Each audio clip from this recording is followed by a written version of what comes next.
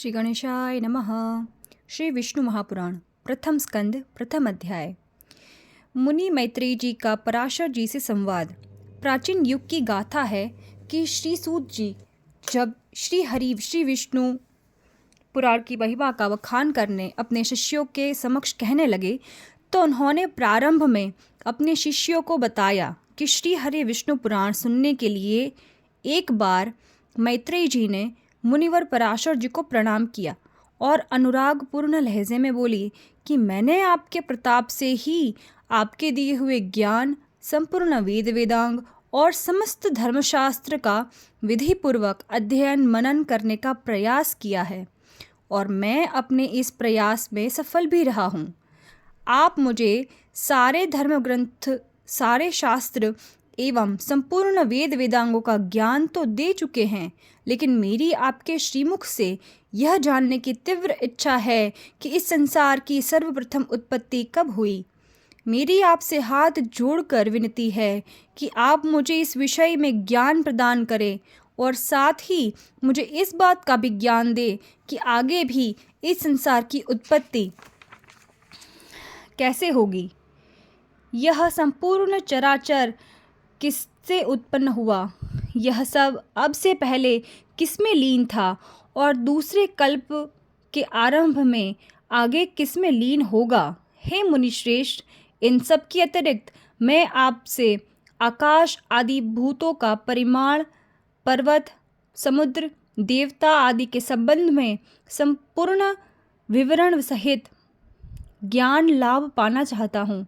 मैं आपसे सूर्य आदि का परिणाम तथा पृथ्वी का अधिष्ठापन, उनका आधार, देवताओं के वश बार बार आने वाले मनुवंतर के संबंध में भी ज्ञान पाना चाहता हूँ।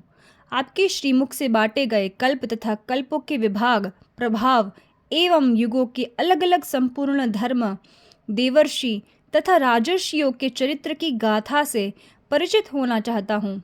श्री पराशर जी ने बताया कि हे धर्मज्ञ, तुमने उस प्राचीन कथा की याद दिलाई है जिसका वर्णन मेरे बाबा श्री वशिष्ठ जी ने किया था। अब मुझे इस बात का ज्ञान हुआ कि विश्वामित्र की प्रेरणा से मेरे पिताश्री को एक राक्षस ने अपना भोजन बना लिया है, तो मुझे अत्यधिक क्रोध आया और राक्षसों से प्रतिशोध लेने की भावना से मैंने यज्ञ करना आरंभ किया। उस यज्ञ के प्रारंभ में ही सैकड़ों राक्षसों का सर्वनाश हो गया। अब मेरे यज्ञ की अग्नि के विध्वंसकारी स्वरूप धारण कर लिया तो राक्षसों का विध्वंस होने लगा।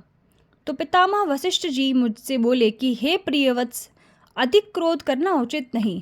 अब तुम इस क्रोध का त्याग कर दो। राक्षसों का इसमें कोई दोष नहीं, तुम्हारे पिता के भाग्य में यही लिखा था। ये तो विधि का विधान था, इसमें तुम क्यों क्रोधित होते हो। गुस्सा तो मूर्खों का आभूषण है, यह मूर्खों को ही शोभा देता है, ज्ञानवान को शोभा नहीं देता। अतः इस क्रोध का त्याग करो। तुम खुद सोचो वत्स, कौन किसे मार सकता है।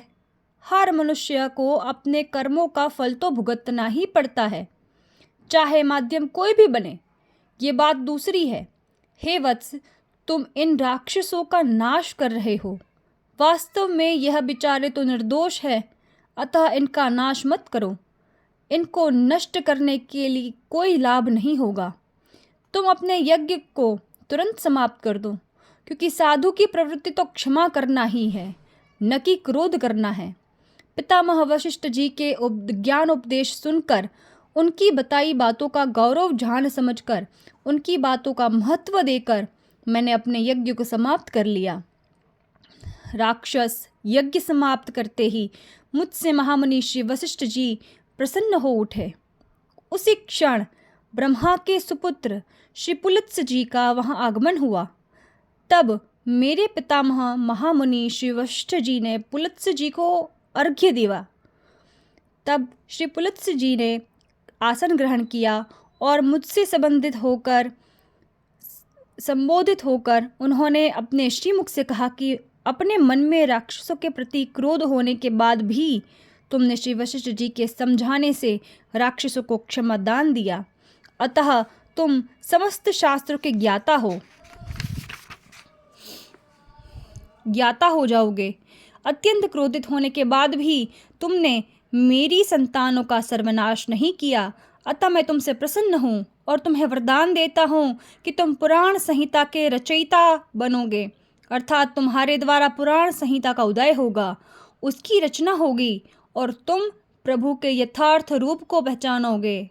पुलत्स्य जी ने जब अपने श्रीमुख से ऐसे वचन कहे तो पितामह श्री वशिष्ठ जी कहने लगे कि हे वत्स, अभी जो वचन पुलत्स्य जी के श्रीमुख से निकले हैं वे तुम्हें फलेंगे। हे मैत्रेयी, तुम्हारे यह प्रश्न करने से पूर्व काल में श्री वशिष्ठ जी और श्री पुलत्स्य जी ने जो कहा था मुझे वह सब स्मरण हो आया है, अतः मैं तुमको पूरी पुराण संहिता सुनाता हूँ। ध्यानपूर्वक सुनो। इस संसार की श्री विष्णु द्वारा उत्पत्ति हुई है, अतः यह उन्हीं में स्थित भी है। स्वयं श्री विष्णु भगवान ही इस जगत की स्थिति और लय के कर्ता है और वे ही संसार के और संसार ही वे हैं। जय श्री कृष्ण।